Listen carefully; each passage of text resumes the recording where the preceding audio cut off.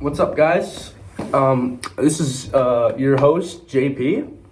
And your boy, Ben. Yeah, this is Ben over here. We are here talking about Elizabethan food. As you can see, we love food. Riley here is going to start you off. He's got the hookup. Alright, so the Elizabeths, they had three main meals a day: breakfast, dinner, and supper. And breakfast was usually served between 6 and 7 a.m. Dinner was like their midday or their lunch, and then supper was between 5 and 8 p.m.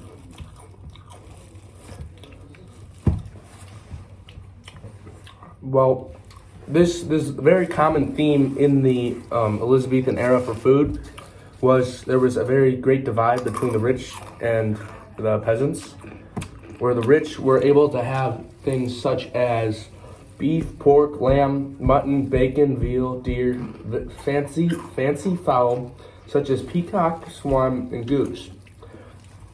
And also, for dessert, the rich people were able to get sugar, and they had their own ovens to make stuff with their sugar.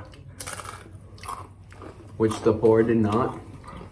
But the lower class, or the peasants, they weren't able to afford the red meats like beef and pork, so they had to eat white meat like chicken, rabbit, hare, or birds such as blackbirds and pigeons.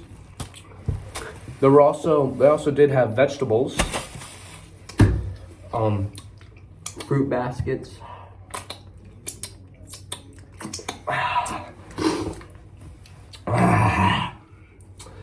The vegetables that they did have were turnips, parsnips, carrots, lettuce, cucumbers, cabbage, onions, leeks, spinach, radishes, garlic, skillet, and there were a couple fruits such as Apples, pears, plums, cherries, lemons, raspberries, blackberries, melons, strawberries. The expensive fruits were peaches, oranges, pomegranates. He's got it covered here. And only the rich had those.